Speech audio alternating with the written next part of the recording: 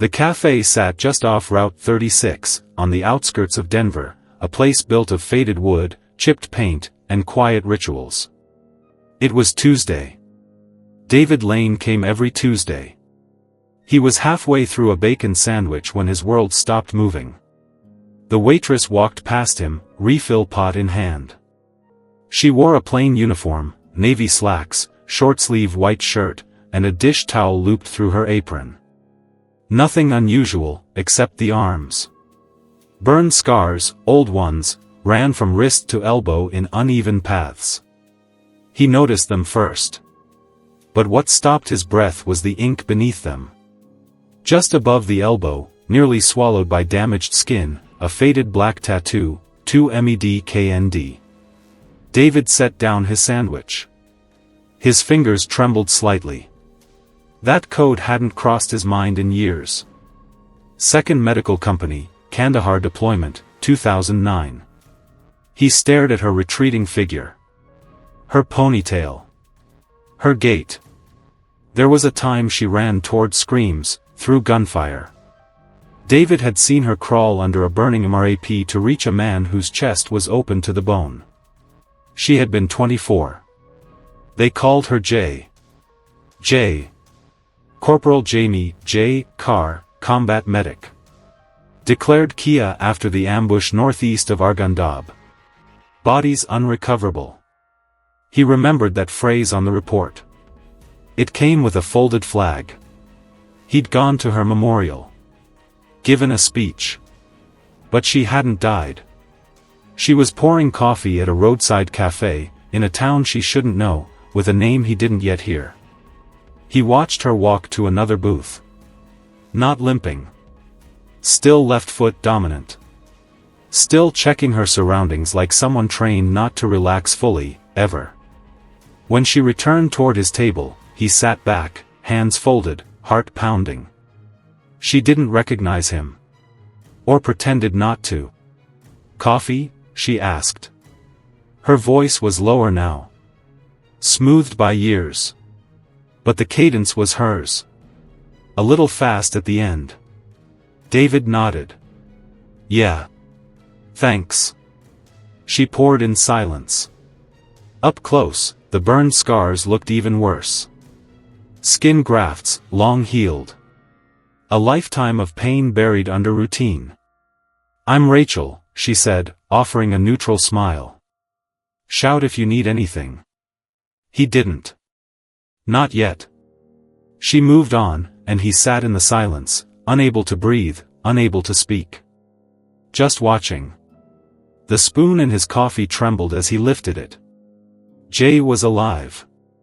And hiding in plain sight. I met Jay in the worst kind of heat, Kandahar, 2009. We were 3rd week into the deployment, no shade, no rain, just blown sand and static radio. I remember the first time I saw her run. A convoy hit an IED, and she moved before anyone gave the order, boots slamming into dust, arms bare under her flak, sliding under the truck before it stopped smoking. She was always like that. Brave wasn't the word. It was more like defiant, against fear, against orders, against everything that told her no. She didn't talk much off-duty. Some medics build walls out of jokes. Jay built hers from silence. But under fire, she lit up. Precise. Unshakable. Then came the ambush. Arghandab district. 3rd patrol out, morning op, insurgents came from both ridges. RPGs hit first vehicle, then small arms. Jay was on the 2nd MRAP. Radio went dead. It was chaos. By the time we got to them, it was all smoke and craters. The official story said no survivors. 5 names. Hers among them. Bodies unrecoverable. I remember the flag they handed to her CO. The last photo they used, her in dusty camo, hands on hips, smiling like she never did in real life. I went home. Built a life. Kind of. But there were always things I carried. Her death was one of them. Now she's here. Breathing. Behind a new name. Rachel. I watched her from the booth for nearly an hour. Tuesdays were slow. She worked without a trace of recognition, not of me, not of the past. Only her eyes moved differently when certain songs came on the radio. The ones they used to play at the field hospital. And every Tuesday, like clockwork, they arrived. For men, all in collared shirts and clean haircuts, always seated in the far corner. Executives from a private security firm. I'd seen their logo on the SUV outside, Helios Protection Group. The leader's name was Mark Benson.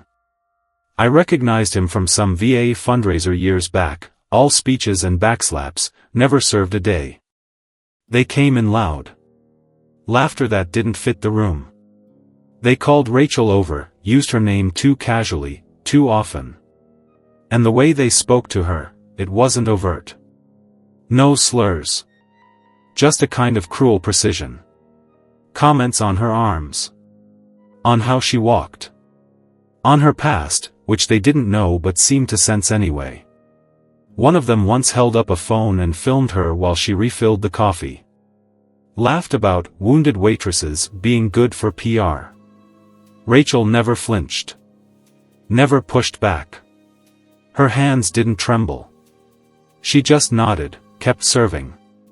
But I saw the stillness in her shoulders. The kind of stillness that meant pain was being locked inside. They did this every week. And I sat in the corner like a coward. Until the video. One Tuesday, they were rowdier than usual. Mark was showing something on his phone, loud enough for the whole cafe to hear. New company promo, he said. Check this out. On screen, he stood in front of a corporate memorial wall. Behind him, a bronze plaque bore his name and a medal etched below, Distinguished Service Cross. Only that medal doesn't come from speeches. It comes from blood. From fire. From something Mark Benson had never touched. But that wasn't what made Rachel stop moving. It was the symbol below the medal. A circle with an arrow. A serpent curled in the center. Our unit's insignia. 2nd Medical Company, Kandahar. The camera had captured it in the corner, small, but there. And for a second, just a second, Rachel stopped. The coffee pot tilted slightly in her hand. Then she kept walking. I followed her out later, down the alley behind the cafe. She knew I was there. Didn't turn. Just said quietly, "You shouldn't follow me." "You're Jay," I said. I was. Her voice was lower now. More gravel. She didn't look back. "They said you died." "I did," she said. "As far as they're concerned." Then she turned. And I saw her eyes again, tired, but sharp. And under that, something else. Wounded pride, maybe. Or betrayal. "They pulled me from the blast 3 hours after the convoy was hit," she said. "Third-degree burns. Memory loss. I didn't speak for weeks." "What happened?" She looked past me. "My records got lost in the transfer. Wrong ID tag. No next of kin on file. They put the wrong body in the report. And you just vanished?" She nodded once. "I woke up with a nurse calling me Rachel. Seemed easier to let it be. But you were one of the best medics out there." Her mouth tightened. "Try telling that to the VA. I filed a claim last year. Came back denied. Said I had no verified service. Guess whose testimony they used as a reference? I didn't have to ask. Mark Benson. Yep. Said he never saw me in Kandahar. Claimed I was some clerk in Doha. Called me delusional. The betrayal settled in the air like smoke. Why him? He was part of the Civilian Oversight Board. Big hero in his own mind. I felt something shift inside me. That quiet rage that builds slowly, without shouting. He used your story. Rachel didn't respond. Just stared at the horizon. You could go public. They'd tear me apart, she said. No records. No rank. Just some scarred woman with stories. Silence again. Long, weighty. I remember you, I said finally. And I still have the footlocker. That made her turn again. What? Your name's in it. Letters. Photos. The mission log. Something passed behind her eyes.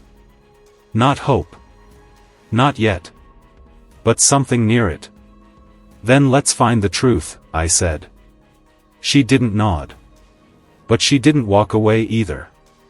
That was enough. The next Tuesday, I returned to the cafe with a small black recorder in my jacket pocket. Rachel, J, knew I had it. She didn't say a word. Just gave me my usual coffee and moved on. The executives showed up at 8:13 a.m., right on schedule. Mark Benson wore a tight blue suit this time, the kind with no wrinkles because it had never been earned. The other three, Trent, Logan, and Reyes, were his echoes. They sat down at their booth like they owned the place. Rachel approached their table. Morning, boys, Mark said, his grin as sharp as ever. Can I get a bottle of Medic Miracle Juice with my coffee today? He pointed at her arm. Or is that out of stock? The others laughed. Rachel didn't flinch. She poured coffee, quiet and efficient. But my recorder caught every word. Man, those scars, Logan said.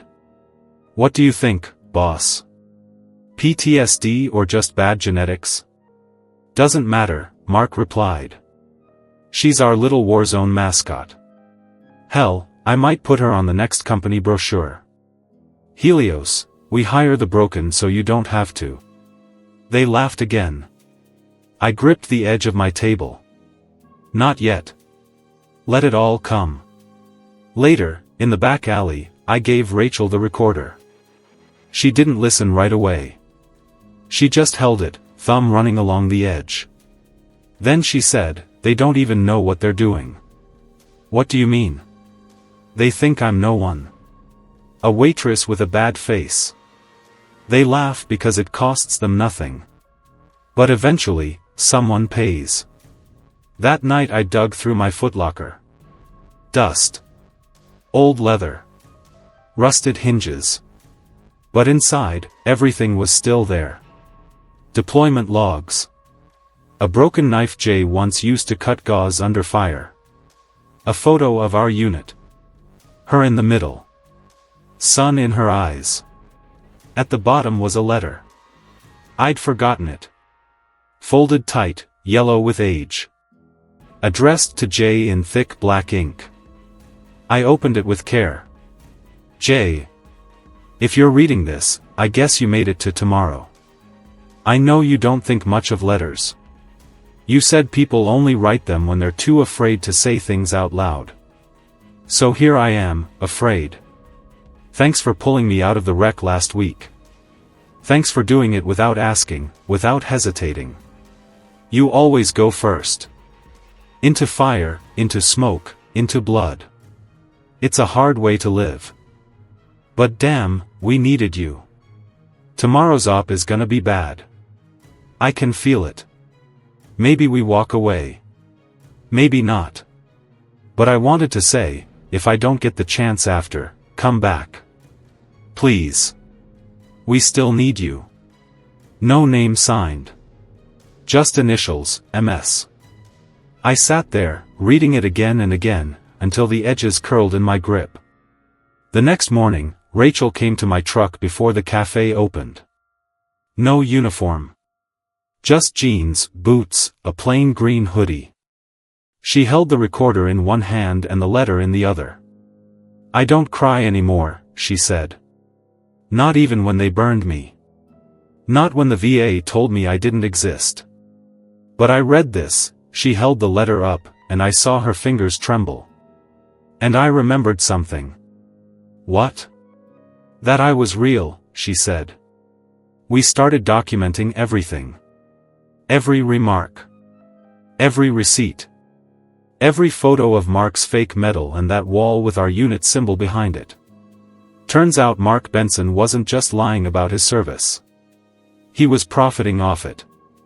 We found clips of him giving speeches to investors, talking about his combat trauma, and how Helios hired veterans to honor the brotherhood.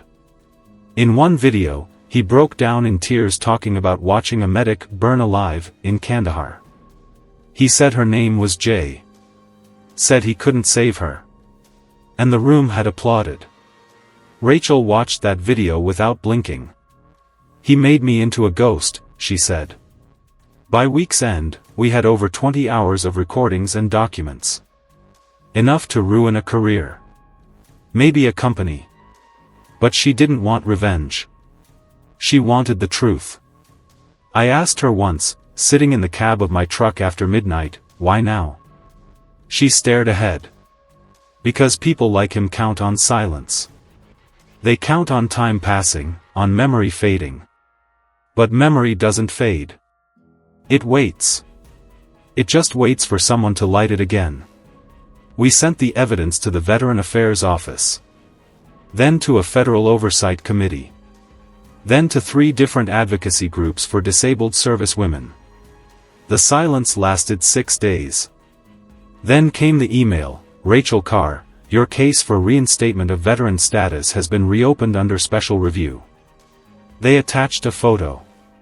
The memorial wall, the one Mark used in his video, was being taken down. An official statement followed, quietly posted at midnight. Helios Protection Group acknowledges misrepresentation of service history by executive staff. Internal investigation ongoing. Rachel didn't celebrate. She kept working. But when she walked into the cafe that next Tuesday, she didn't wear long sleeves. She let the scars show. And Mark Benson didn't show up at all. The following week, a man in a government-issued sedan waited outside the cafe until closing. He wore a gray suit, flat black shoes, and a badge clipped to his chest. VA Office of Veteran Identity Recovery. Rachel stood in the doorway. The coffee pot in her hand was half full, still warm. She stared at the man without speaking. Ms. Carr, he said, or, if you prefer, Corporal Jamie Carr. We've reopened your file. Your original ID number has been located through a field hospital record from 2009. You were admitted under the wrong tag, but the DNA markers match a sample on file from enlistment. We're ready to proceed with reinstatement. She said nothing. We'll need to set up a hearing, but your status will be conditionally restored pending formal confirmation. You may be eligible for back benefits. Rachel stepped back inside and closed the door. She locked it. Then she sat at the counter and didn't move for a long time. Later, she came to my place. We went over the letter again. I'd printed it on clean paper, placed the original in a protective sleeve. Do you know who MS was? She asked. I shook my head. I don't either, she said. But I remember reading this before that mission. I just forgot it over the years. I forgot a lot. We recorded her statement together. In it, she listed her deployments. Described the ambush. The hours under wreckage. The recovery. The rehab. The name they gave her afterward, Rachel Stone, used only on internal transfer documents. A placeholder identity that, over time, became her life. I want my name back, she said. Not for pride. Just because I earned it. We submitted everything. Then we waited. The cafe stayed quiet. Customers came and went. Some local vets noticed she wore short sleeves now. 1 or 2 asked careful questions. She answered with steady grace. I was with 2nd Medical, Kandahar. Got caught in an ambush. Took time to come back. That's all she ever said. One night, I found a letter slid under my door. It was handwritten, stiff penmanship, in ink that bled slightly on cheap paper. Dear David, I wanted to thank you. Not for fixing anything. Things don't get fixed, not really. But for standing still when I couldn't. I've been invisible so long I forgot what it felt like to be seen and not stared at. That letter you kept, the one from MS, it's more than a memory. It's a mirror. It shows me what I used to be, and what I still can be. I'm not angry anymore. Not even at Benson. He played a role in my silence, but I let him. I believed I didn't matter.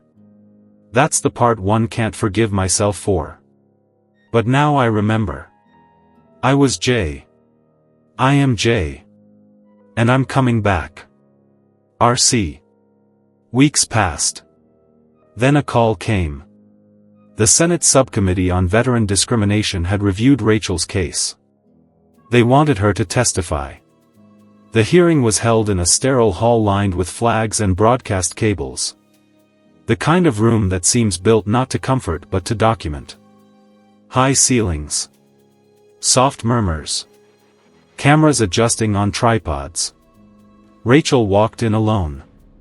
Not in jeans. Not in her work apron. She wore her uniform. Not a replica. Not a costume. Her real one, recovered through military archives after her status had been confirmed. Tailored to fit the scars, with a single bronze star pinned over her left breast pocket. Her name patch read, Carr. Heads turned. Someone whispered her name, J. Carr.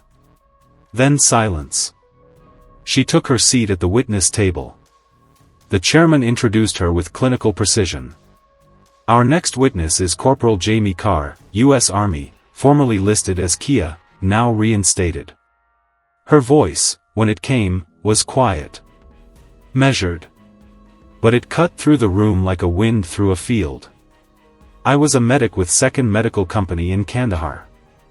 In 2009, I was caught in an ambush and presumed dead.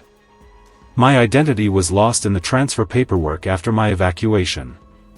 I lived for 14 years under a false name, denied benefits, recognition, or acknowledgement. I was not just erased, I was rewritten. I did not come here to accuse. I came to remind. That silence doesn't mean peace. That scars do not equal shame. I served. I burned. I lived. And I returned. Her testimony lasted 7 minutes. When she stood to leave, no one applauded. They stood. Quietly, as if in prayer. And Rachel Carr walked out without bowing her head. Back at the cafe, we replaced the old wall clock. In its place, Rachel hung a cork board. Photos. Letters. Tags. Memories that might have been lost. She stood behind the counter again, pouring coffee for strangers who weren't strangers anymore. Veterans started showing up, some weekly, some daily. One brought a photo from Kandahar. Another brought an old unit pin she'd once handed him after surgery. No one made speeches. No one called her a hero. They just sat. Drank. Listened. And Rachel stayed visible. Fully. 2 months later, Rachel received a letter on Department of Veterans Affairs letterhead, hand-delivered by courier. It confirmed the reinstatement of her military identity. Her benefits, back pay, and rank were restored. More than that, it included something else. An invitation. She unfolded the paper slowly, hands steady now. You are formally requested to appear before the Senate Subcommittee on Workplace Discrimination and Veteran Status Invalidation. Your testimony will serve as record for legislation concerning protections for veterans with incomplete or lost service records due to wartime error. No one had ever asked her to speak before. She didn't say yes right away. She didn't need validation from a microphone. But she understood what it meant to carry a story others couldn't tell. That week, I watched her prepare. She didn't rehearse.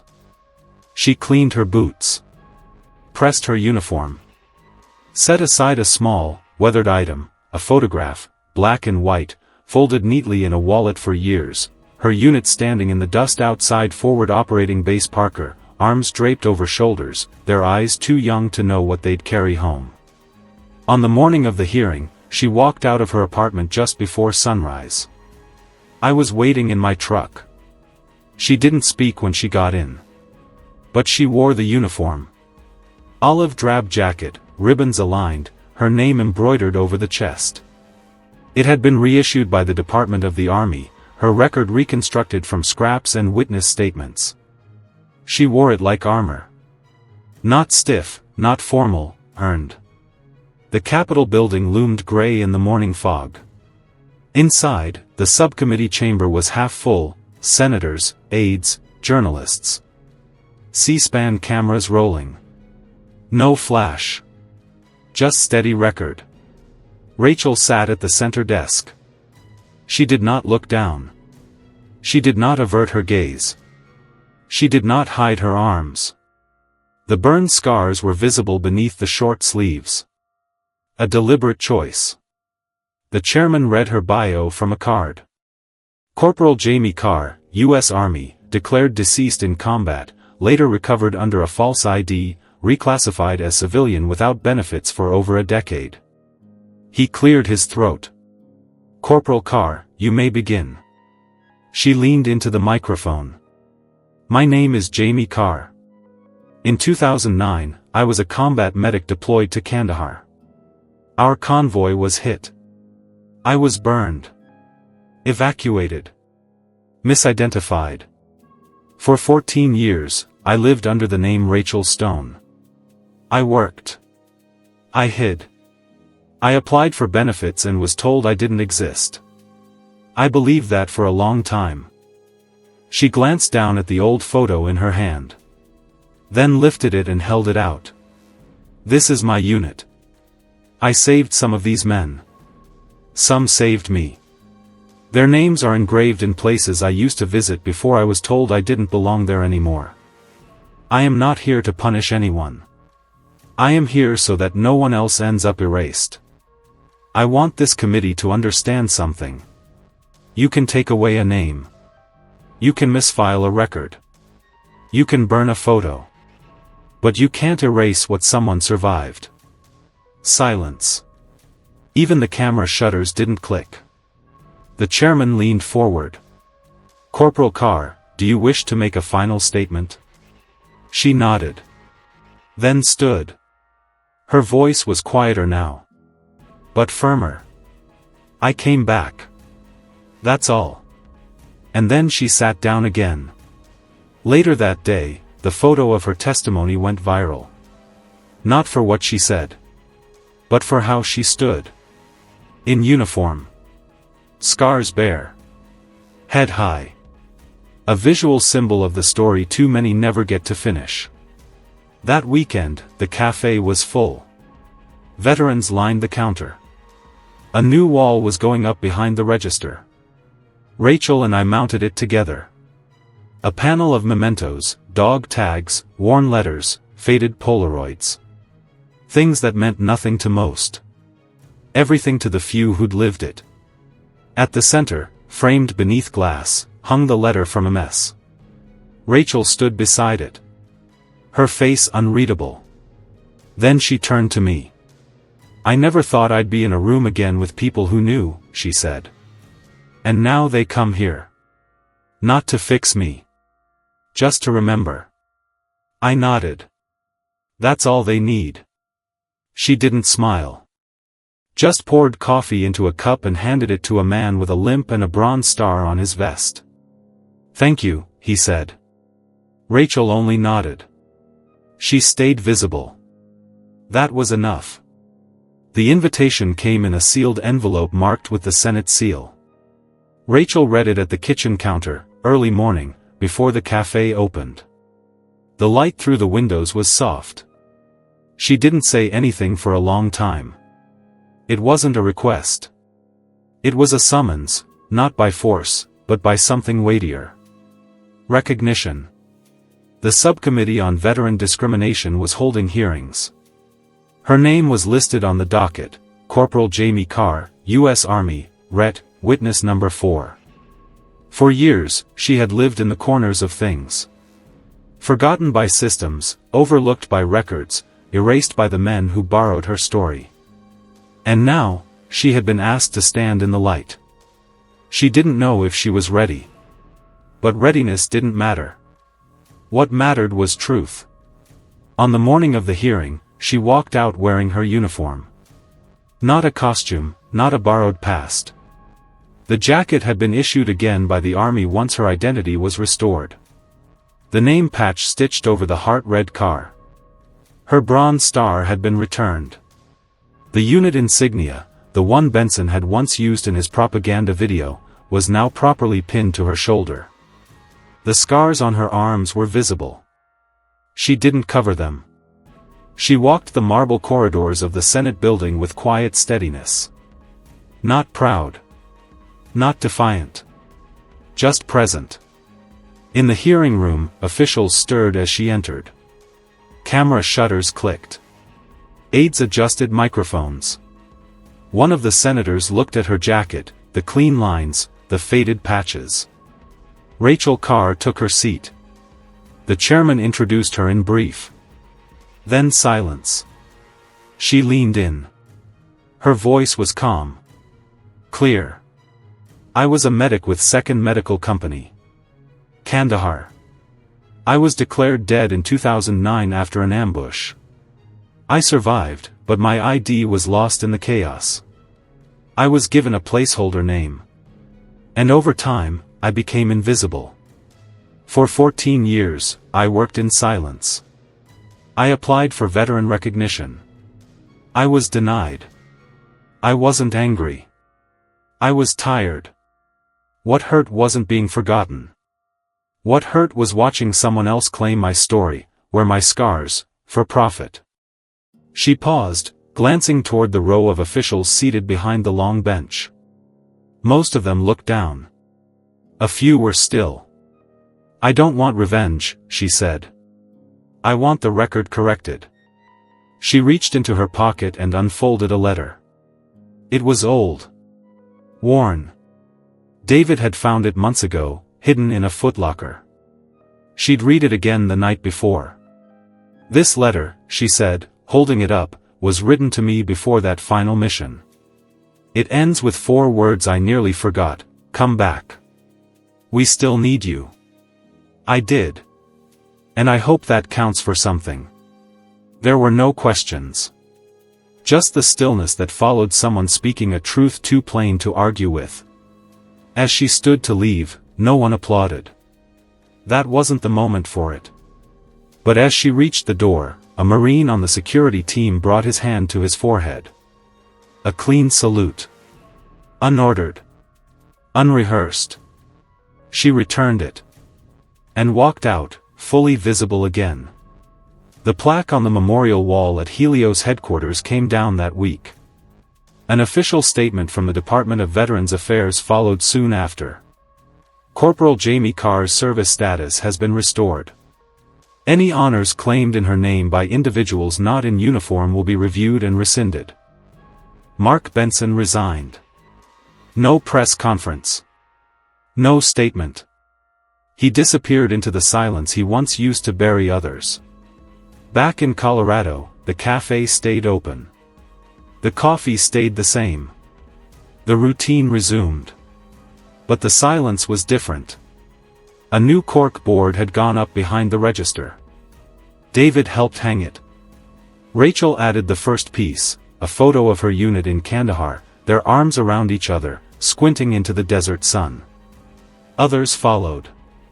Photos. Letters. Tags. A space for those still unspoken. Veterans started showing up more often. Not in crowds. Just quietly. A few at a time. Some brought things, pins, unit patches, old boots. One left a folded letter taped to the wall that simply read, "We remember you." Rachel stayed behind the counter. She poured coffee. listened. Let her arms remain uncovered. And that was enough. The cafe never changed its sign. It didn't need to. The people who came there knew. Word traveled in quiet ways, through back channels, through old VA circles, through whispered conversations between men who hadn't spoken in years. There was a place, they said, where the forgotten were remembered. Where you could sit without proving anything. Where the person behind the counter knew how to see you, not as broken, not as failed, not as irrelevant, but as still here. Rachel Carr didn't give interviews. She didn't cash in on her story. She didn't seek platforms. She stood, as always, where people needed her. Behind the counter. Shirt sleeves rolled. Arms visible. Eyes level. She poured coffee for veterans who thought they'd been erased. And when they stumbled for words, she waited. When they didn't speak at all, she simply nodded. The corkboard behind her grew full. A small plaque was added beneath it, not bronze, not official. Just wood, engraved by hand. She came back. And because of that, so did we. David still came every Tuesday. They rarely spoke. They didn't need to. The silence between them had become something sacred. A place where memory lived and dignity was returned without ceremony. Rachel didn't rebuild the world. She simply refused to leave it, even when it had forgotten her. And by standing still, without rage or spectacle, she reminded the rest of us what strength really looks like. It's not loud. It doesn't demand. It endures, until the world is ready to see it again. And when it does, it's still standing. Right where we left it. Waiting.